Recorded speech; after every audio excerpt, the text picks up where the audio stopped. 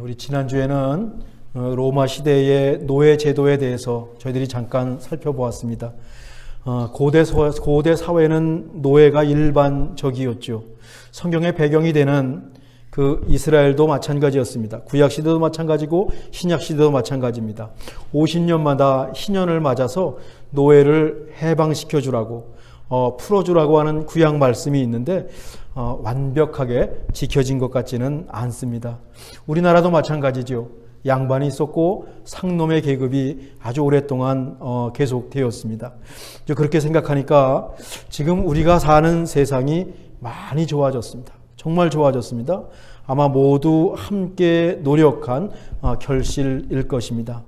조금만 생각해 보면 이게 사람이 사람을 물건 취급하고 함부로 대하는 것이 굉장히 무례한 일입니다.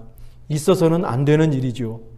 근데 노예 제도가 일반적인 세상에 살면 이게 아무렇지도 않게 그런 일을 행하는 겁니다.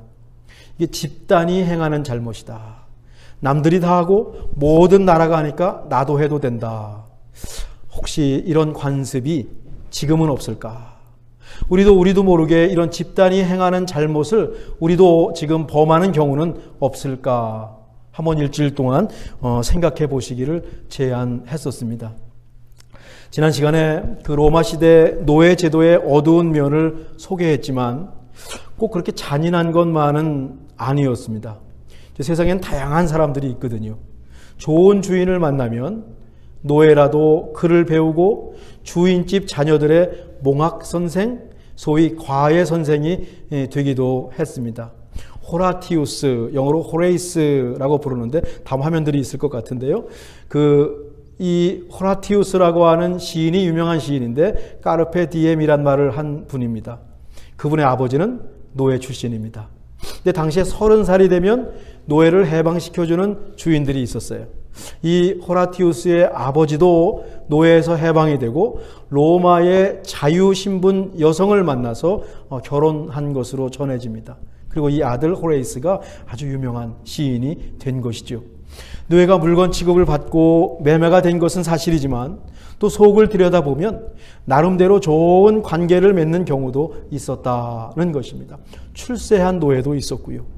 우리가 그래서 매사를 어느 한 가지로 단순하게 생각하는 것, 규정하는 것은 정말 조심해야 됩니다. 성경에서도 주인과 종의 관계를 꽤 인격적으로 설명하죠. 각자의 위치에서 서로를 존중하고 하나님 자녀로 대우하라라고 하는 권면입니다. 그에 비하면 우리가 지금 살고 있는 이 미국 땅의 노예 제도는 훨씬 상황이 좋지 않았습니다. 아브라함 링컨이 수정헌법 13조로 노예 해방을 선언한 이유까지 짐 크로러라고 하는 것이 있어서 흑백 분리는 계속되었습니다. 마틴 루터 킹 목사님의 저항만 봐도 쉽게 알 수 있죠. 저렇게 흑인과 백인의 버스 좌석이 따로 정해져 있었고 정거장에서도 흑인들이 앉는 곳과 백인들이 앉는 곳이 정해져 있어서 흑인과 백인이 절대로 섞이지 않았습니다. 교회도 마찬가지였습니다. 미국에서 일요일, 선데이 11시는 흑인과 백인이 분리되는 시간인데 그것이 바로 교회의 주일 예배다. 안타까운 일입니다. 초대교회는 주인과 종이 함께 예배드렸을 가능성이 굉장히 많습니다. 종이나 자유자나 예수님 믿으면 의롭게 된다고 했으니까 함께 모여서 예배드렸을 가능성, 다 하나님의 백성이 되었으니까. 그런데 우리가 사는 미국은 아쉽게도 그렇지가 못하고 지금도 상황은 많이 좋아졌지만 비슷비슷한 모습을 갖고 있습니다. 이 흑백 갈등은 미국에서 굉장히 어려운 숙제입니다. 우리 각자 개인의 경험을 여기다 대입하면 문제가 훨씬 복잡해집니다. 우리 권사님들이 당하시고 겪으신 이야기를 들으면 무조건 아프리칸 아메리칸 흑인이 희생자라고 말하기도 어렵습니다. 눈에 보이게 잘못하는 사람도 있고 함부로 거칠게 행동하는 사례가 많이 있기 때문에 그렇습니다. 그렇지만 한 번쯤은 이 흑인들의 시작점을 생각해 볼 필요가 있다는 것이죠. 뿌리라는 영화를 아마 거의 다 보셨을 겁니다. 우리 권사님들은 너무너무 정말 감동적으로 봤죠. 바람과 함께 사라지다 남부 아틀란타 모카밭에서 일하는 흑인 노예들이 나오지요. 대부분 아프리카에서 팔려온 사람들이었습니다. 로마 시대의 주인과 종은 이게 피부 색깔이 차이가 나지 않아요. 그래서 거리에 나가면 누가 종이고 자유인인지 옷차림으로는 구분되지만 색깔로는 구분되지 않습니다. 근데 미국의 경우는 흑과 백이 워낙 차이가 났습니다. 피부 색깔로 주인과 노예가 구분되는 겁니다. 주인은 성경을 읽습니다. 노예들은 목화밭에 가서 목화를 따지요. 그를 알려주어서 노예들이 성경을 읽게 되면 이게 성경에 깃든 자유라고 하는 개념이 있거든요. 또 해방의 정신이 있거든요. 이거를 알게 되면 또 문제가 생길 수 있으니까 어쩌면 글을 읽지 못하도록 막은 거죠. 사람이 아니니 글을 읽게 했겠습니까? 이집트에서 400년 동안 종살이하던 이스라엘 백성들을 해방시킨 그 하나님이 성경을 알고 나면 창세기 다음에 출애굽기에 바로 나오니까 성경은 노예들이 읽기에 굉장히 위험한 책이었을 겁니다. 주인이 있는 성경의 해방과 평등과 정의에 대한 말씀이 있다는 것을 알아내는 그런 노예들이 있었어요. 어디나 의식이 있고 똑똑한 노예들이 있습니다. 사람들이 있습니다. 또 양심적인 주인이 있어서 성경을 읽게 해주고 같이 공부한 주인도 있지 않았겠습니까? 어찌 다 나쁘겠습니까? 그러면 이 성경의 메시지를 안 사람들이 그거를 말로 전해집니다. 어머니가 자식들에게 알려줍니다. 할머니가 손자들에게 성경에 나오는 하나님은 이런 하나님이야. 이스라엘이 400년 동안 종살이할 때 그들을 해방시킨 하나님이고 광야에서 만나와 메추라기를 먹이셨고 불기둥과 구름기둥으로 먹이신 인도하신 하나님이다. 이 하나님이 언젠가 우리에게도 해방의 날이 올 것이니 너희들은 소망을 잃지 않고 꿋꿋하게 견디거라. 어머니가 할머니가 전해주는 겁니다. 이게 노예들이 갖고 있던 독특한 신앙입니다. 흑인 연가라고 있지 않습니까? 이런 찬송이라든가 음악에 그 정신이 들어 있습니다. 주인들이 목사님을 초청해서 노예들에게 하나님 말씀을 전합니다. 하워드 떨만이라고 하는 흑인 운동가가 노예였던 할머니에게 들은 이야기를 소개해요. 주인이 다니는 교회 목사가 노예들에게 설교를 하는 거예요. 내용은 뭡니까? 종들이여 너희 상전에게 복종하라. 그리스도께 복종하듯이. 주인에게 복종하는 것이 하나님의 뜻이다. 그렇게 하면 하나님께서 복을 주실 것이다. 아주 행복한 노예가 될 수 있다. 매번 설교하는 겁니다. 이 떠만의 할머니가 이 설교를 하도 많이 들어서 그 다음부터 설교 시간에 폴만 나오면 귀를 기울이지 않으셨답니다. 또 주인에게 복종하라는 설교를 하고 있겠군. 종들에게 잘해주라고 하는 말씀도 있는데 그런 말씀은 쏙 빼놨습니다. 그렇게 수백 년을 살다가 어느 날 갑자기 노예 해방이 되었는데 살 길이 막막합니다. 배운 것도 없죠. 살아갈 수단도 없죠. 돈도 없죠. 일자리를 찾아서 대도시로 이주합니다. 그래 대도시에 흑인 지역이 많은 것이고 어떤 노예들은 다시 주인을 찾아가요. 해방은 되었는데 살 수가 없으니까 다시 주인 찾아가서 나 다시 노예하겠습니다. 그렇게 빈손으로 시작을 했으니 아무리 자유라고 해도 출발점이 너무 차이가 많이 나는 겁니다. 그래 지금까지 풀지 못하는 여러 가지 문제를 미국 사회가 안고 있어요. 어려운 문제입니다. 앞에서 말씀드렸듯이 다양한 의견이 있고 개인의 견해가 다를 수 있습니다. 전 여러분의 생각을 존중합니다.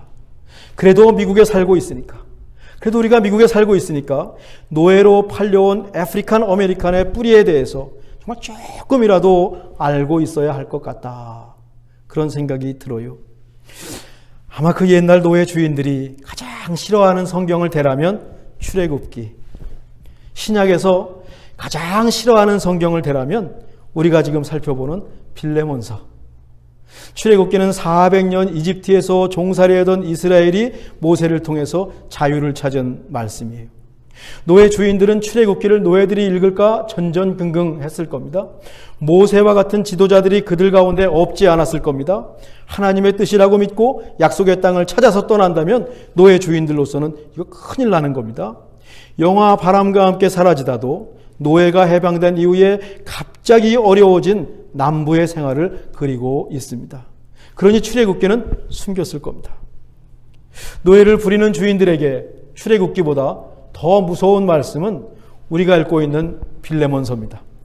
주인들이 바울 서신 가운데 주인에게 복종하라는 말씀은 너무 좋아했습니다. 예수님께 복종하듯이 주인에게 복종하라고 했으니까 이 주인들이 예수님의 반열에 오르는 겁니다. 그런데 빌레몬서는 잘못하고 도망쳤던 노예 오네시모를 용서하라 라고 했거든요. 노예를 부렸던 주인들은 바울 서신 가운데 이 빌레몬서를 빼버리고 싶었을 겁니다. 도망간 노예를 용서하면 안 되는 겁니다. 시범 케이스로 아주 호되게 다뤄야지 다시는 도망가는 노예가 생기지 않는 거예요. 로마 시대도 그랬고 미국 남부에서도 마찬가지였습니다. 그런데 도망간 노예를 용서해 주라니요. 참 성경이 급진적입니다. 참 신기한 책입니다. 우리가 믿는 하나님이 그런 분입니다. 주인에게 잘못하고 도망쳤던 오네시모, 유익하다라는 이름의 뜻이라 그랬죠. 주인에게 무익한 종이 되었습니다. 그런데 이 오네시모가 바울을 통해서 예수를 만나고 다시 유익하게 되었다고 지난 시간에 우리가 배웠습니다. 그가 전에는 내게 무익하였으나 이제는 나와 내게 유익함으로 내게 그를 돌려보내노니 그는 내 신복이라. 진짜 그리스도인으로 거듭 태어난 오네시모가 감옥에 있는 바울을 그렇게 잘 섬겨요. 그렇게 잘 섬길 수가 없어요. 바울에게 꼭 필요한 신복이 되었습니다. My very heart가 되었습니다. 내 마음과 오네시모의 마음이 하나가 되었다. 동역자가 되었다. 일심동체가 되었다. 바울이 감옥에서 낳은 아들이라고 부를 정도가 되었습니다. 바울이 감옥에 갇혔습니다. 사람들의 반응이 가지각색이었어요. 바울이 없는 틈을 타가지고 자기 이름을 드높이려고 하는 사람도 있었다니까요. 바울이 없는 틈을 사용해서 바울 깎아내리고 자기 명예를 올리려고 하는 사람도 있었는데 바울은 뭐라고 하냐면 괜찮습니다. 괜찮습니다. 나는 괜찮습니다. 어떤 동기로 하든지 그리스도의 복음만 전해지면 나는 감사하겠습니다. 아주 쿨하게 바울이 말해요. 바울이 감옥에 갇히니까 바울을 떠나는 사람들도 많이 생겼어요. 요즘 아침에 읽는 디모데후서에 의하면 아시아에 있는 많은 사람들이 바울을 떠났다. 바울의 멋진 모습만 보고 추종한 겁니다. 감옥에 갇히고 마니까 그거 별것 아니네. 별것 아니네. 능력도 없네. 우리가 하나님도 이렇게 믿을 수 있습니다. 좋은 것만 보고 믿을 수 있습니다. 근데 하나님 믿다가 좋은 일이 안 생기면 별것 아니네. 잘못 믿었나 보다. 바울에게 사람들이 이렇게 대했습니다. 예수님께서 십자가에 달리신다고 하니까 가룟 유다는 배반했습니다. 제자들이 뿔뿔이 흩어진 것도 생각이 나지 않습니까? 그러니까 사람 사는 세상이 다 비슷해요. 우리 여러분도 경험하셨을 겁니다. 잘 될 때는 사람들이 막 붙어요. 뭐 연락도 하고 전화도 하고 밥 먹자고 하고 밥도 사준다고 얘기를 합니다. 어려움이 닥치면 어떻습니까? 썰물처럼 하나 둘 빠져나옵니다. 카톡도 오지 않고 전화도 오지 않습니다. 외롭죠. 사람들의 마음, 성정이 꽤 이기적이고 이해타산적이다는 생각이 들어요. 바울도 외로웠을 겁니다. 속이 상했을 겁니다. 그때 오네시모가 바울을 극진히 섬기는 겁니다.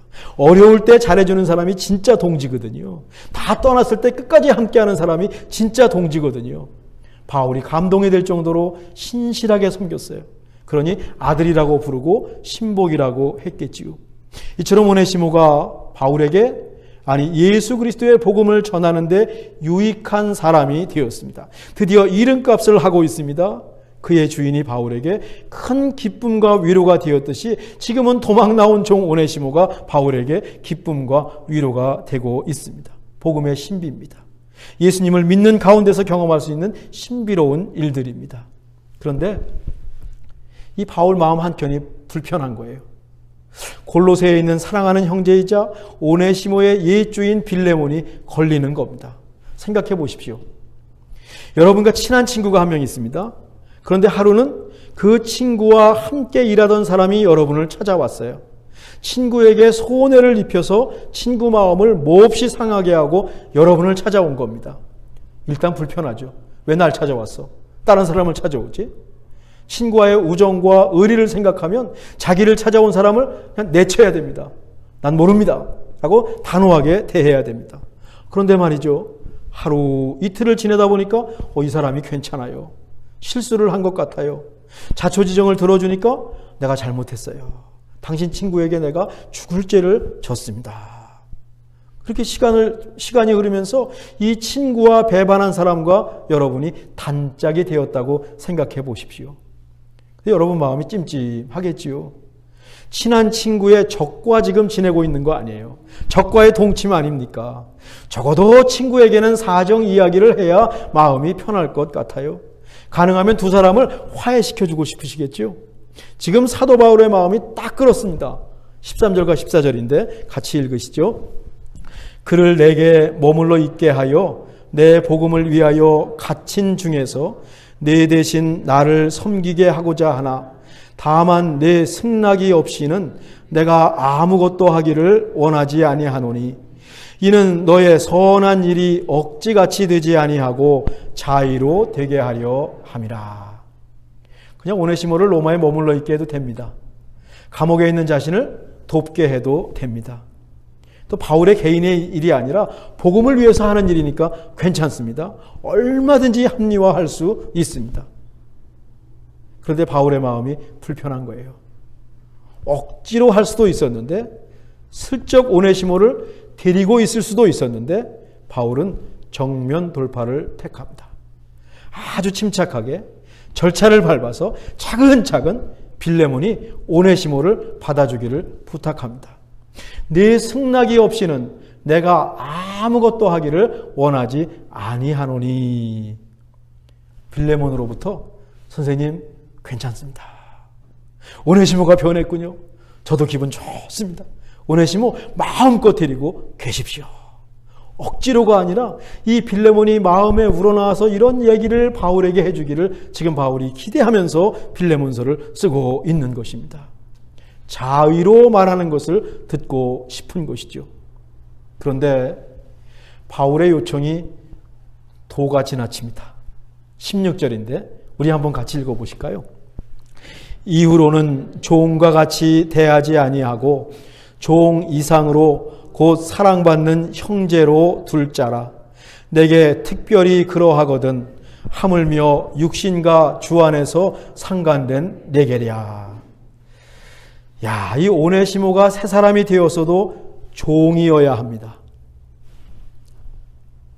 아무리 선심을 써도 종에서 풀어주고 자유인까지는 괜찮습니다. 그런데 바울이 뭐라고 하냐면 종 이상으로 사랑받는 형제로 받아줘라. 자기에게 잘못하고 도망친 노예를 형제로 받아주는 것, 이거 쉽지 않습니다. 남남이 아니라 같은 가정에서 같은 상에서 밥을 먹는 동등한 위치가 되는 겁니다. 바울은 이미 오네시모를 종이 아니라 사랑받는 형제로 받아주었다라고 말을 해요. 그러니 오네시모의 상관인 빌레몬도 오네시모를 사랑받는 형제로 받아주라. 야, 이 빌레몬서의 말씀이 얼마나 급진적입니까? 얼마나 진보적입니까? 그러니 노예 주인들이 이 말씀은 빼버리고 싶었겠지요. 빌레몬이 바울을 생각하듯이 도망친 종 오네시모를 이 빌레몬이 똑같이 대우해 주길 바라는 겁니다. 오네시모가 지금 바울급이 되었습니다. 11절과 18절인데 제가 읽죠. 그러므로 네가 나를 동역자로 알진대 그를 영접하기를 내게 하듯 하고 그가 만일 내게 불의를 하였거나 내게 빚진 것이 있으면 그것을 내 앞으로 계산하라. 행여나 오네시모가 갚을 것이 있으면 말이죠, 바울이 대신 갚겠다. 내 이름으로 달아나라 라고 하는 것입니다.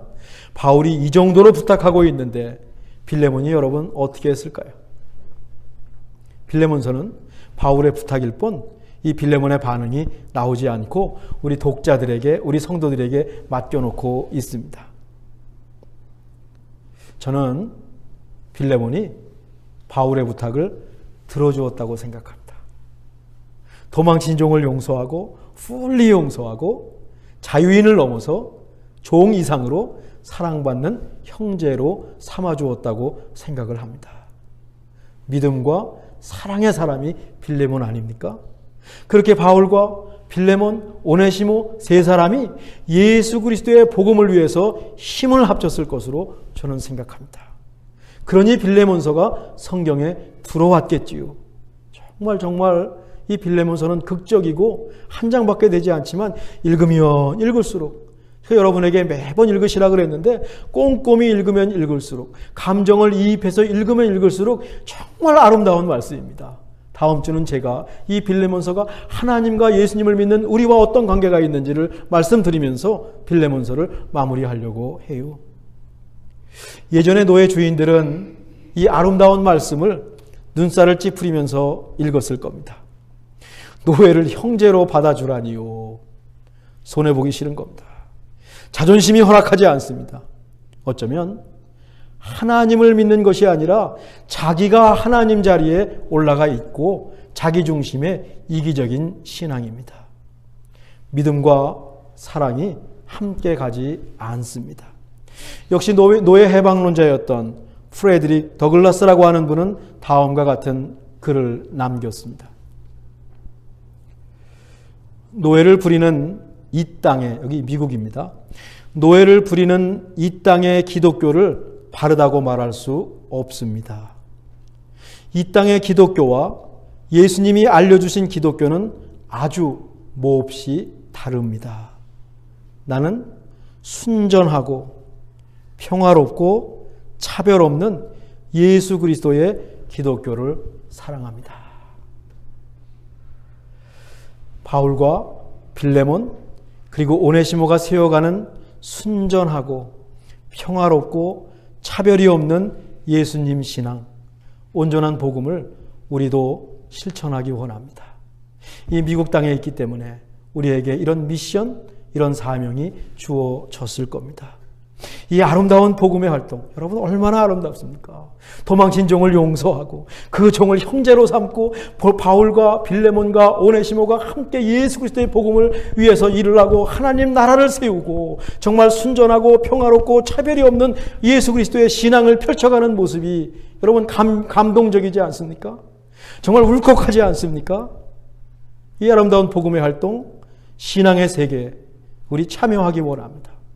그리고 다음 한 주간 우리 참비 식구들로 인해서 우리가 사랑하는 그 예수님이 세상에 드러나기를 간절히 바랍니다. 또 한 해를 마무리하면서 이웃과 또 가족과 또 부부와 또 형제자매 그리고 성도 간의 관계도 한번 다시 생각해 보면 좋겠습니다. 기도하겠습니다.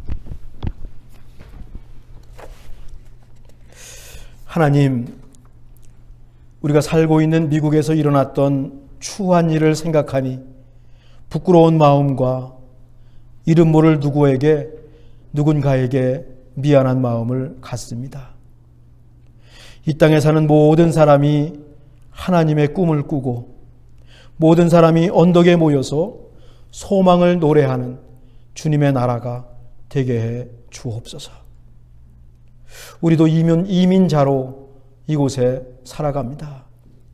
우리 후손들도 이곳에 뿌리를 내리고 살게 될 것입니다. 더불어 사는 이 땅이 되게 해 주옵소서. 오네시모, 빌레몬, 바울이 하나가 되어서 예수 그리스도의 복음을 전했을 모습을 눈에 그립니다. 얼마나 아름다운지요. 이게 하나님 나라 아닙니까? 우리도 그 일을 행하는 찬빛교회가 되고 우리가 되게 해 주옵소서. 예수님의 이름으로 기도하옵나이다. 아멘.